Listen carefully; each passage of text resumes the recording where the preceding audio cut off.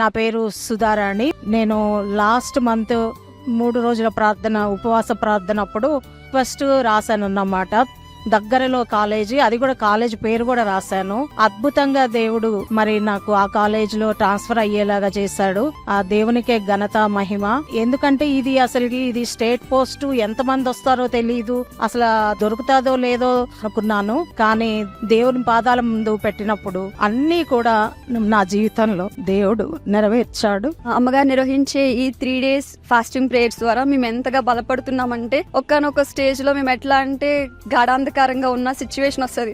కానీ కరెక్ట్ గా మాతో దేవుడు ఏ వాక్యంతో మాట్లాడితే మేము బలపడతామో, దేవుడు మాతో అదే వాక్యంతో మాట్లాడుతూ ఆ పీక్ స్టేజ్ లోకి వెళ్ళిన మమ్మల్ని ఈ 3 days ఫాస్టింగ్ ప్రేయర్స్ వారు ఎంతగానో బలపరుస్తున్నారు.